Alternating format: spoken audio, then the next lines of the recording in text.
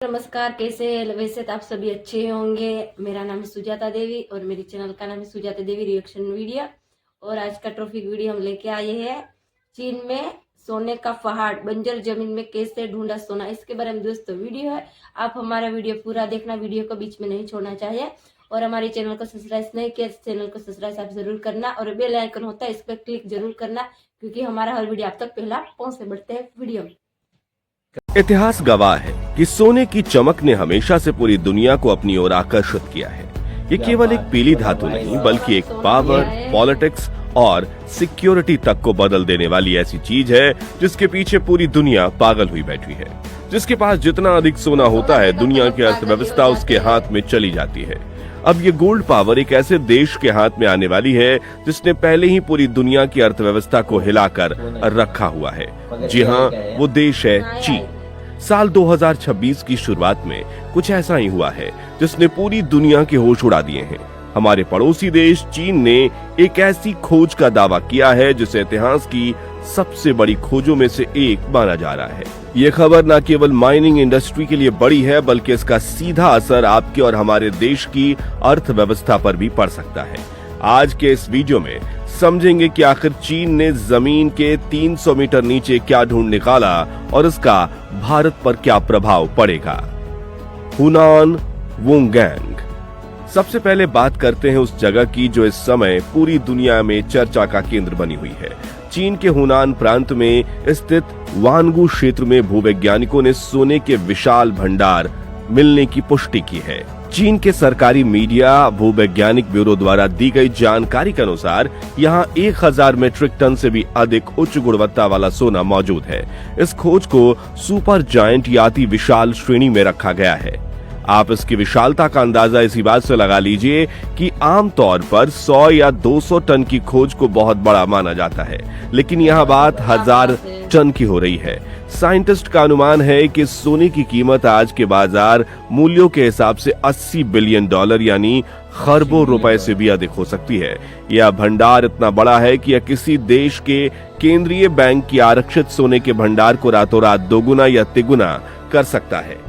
कितनी गहराई में है सोना। इस सोने की खादान को ढूंढने चीन के इंजीनियर्स बेहद मुश्किलों के सामना के साथ आगे बढ़ रहे हैं। रिपोर्ट्स के अनुसार सोने की ये परतें जमीन के नीचे 3000 मीटर यानी 3 किलोमीटर तक गहरी हैं। वनगू क्षेत्र में 40 से अधिक सोने की नसें पाई गई हैं। यहाँ एक और महत्वपूर्ण बात यह है कि इतनी गहराई में खनन करना कोई आम बात नहीं है। 3000 मीटर की गहराई तक तापमान बहुत अधिक होता है और चट्टानों का दबाव भी जबरदस्त होता है। इतनी गहराई पर सोना मिलना यह भी बताता है कि चीन ने गहरी जमीन की खोजबीन करने वाली तकनीक में कितनी महारत हासिल कर ली है। जहां अधिकतर देशों में खदानें कुछ 100 मीटर तक ही सीमित होती हैं, वहां चीन 3 किलोमीटर नीचे तक जाकर संसाधनों का पता लगाना उनकी तकनीक क्षमता का प्रदर्शन करता है। खोजकर्ताओं ने यहाँ तक कहा कि ड्रिलिंग के दौरान चट्टानों के टुकड़े में ही उन्हें स्पष्ट रूप से सोना दिखाई दे रहा था, जो बताता है कि यहाँ मौजूद सोने की क्वालिटी कितनी बेहतर है। चीन के एक और प्रांत में सोने की खोज।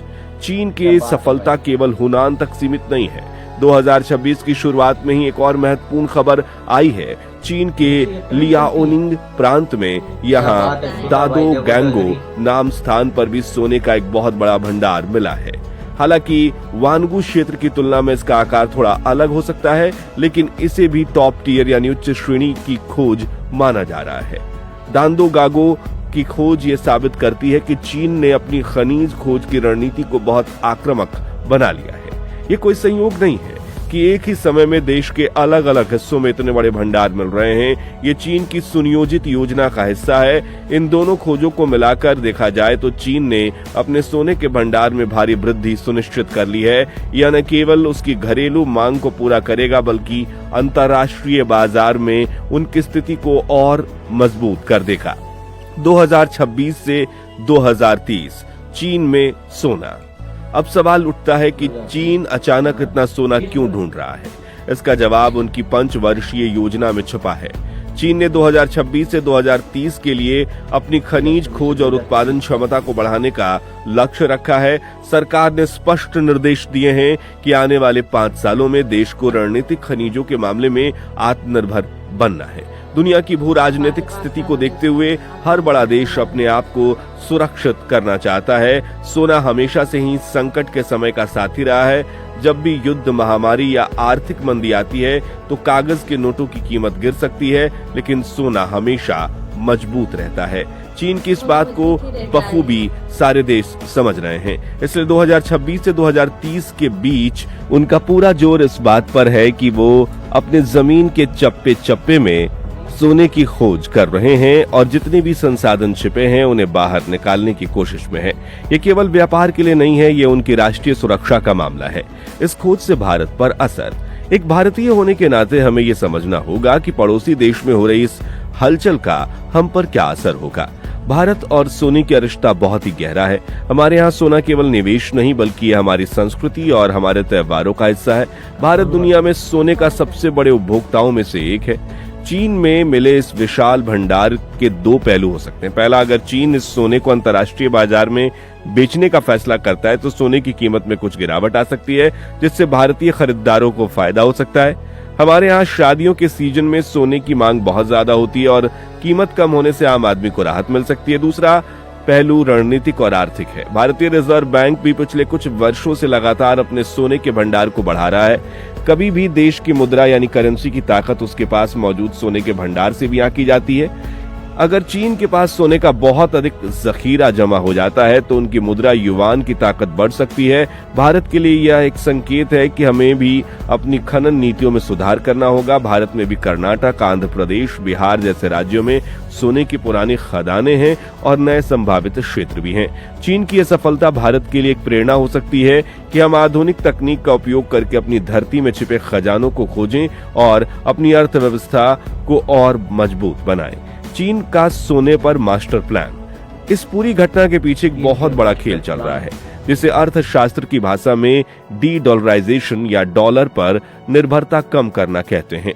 आज की पूरी दुनिया का व्यापार अमेरिकी डॉलर में होता है, लेकिन चीन, रूस और ब्रिक्स देशों का समूह अब इस निर्भरता को कम करना चाहता है। सोने की वह एकमात्र विकल्प है जो डॉलर को चुनौती दे सकता है।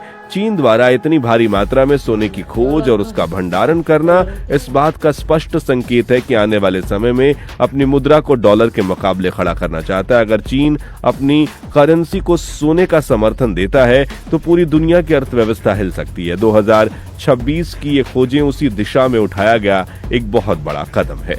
ये केवल एक धातु की खोज नहीं, यह भविष्य की आर्थिक महाशक्ति बनने की तैयारी है। अंत में हम ये कह सकते हैं कि 2026 की शुरुआत में वानगू और दादो गैगो में मिली सफलताएं केवल चीन के लिए ही नहीं बल्कि पूरी दुनिया के लिए एक बड़ी खबर है। 1000 टन से अधिक सोने का मिलना ये बताता है कि हमारी धरती के गर्भ में अभी भी ना जाने कितने रहस्य छुपे हुए हैं।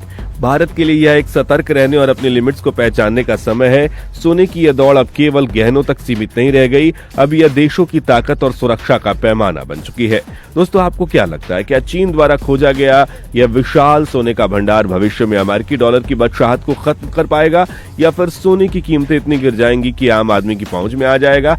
अपने विचार हमें नीचे कमेंट में जरूर लिखें। अगर आपको जानकारी पसंद आई हो तो आप अगर चाहते हैं कि हम ऐसी ही वीडियोस आगे भी बनाते रहें तो इस वीडियो को लाइक और अपने दोस्तों के साथ शेयर जरूर करें। धन्यवाद। हेलो दोस्तों, देखिए ये वीडियो तो खत्म हो चुका है। आपने वीडियो में देखा ही होगा सोने के बारे में, और हमारा वीडियो आप सभी को कैसा लगा है तो कमेंट सेक्शन में आप राय देखिए, जरूर लिख के बताना।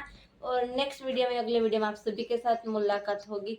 तब के लिए जय श्री राम, जय हिंद, जय भारत।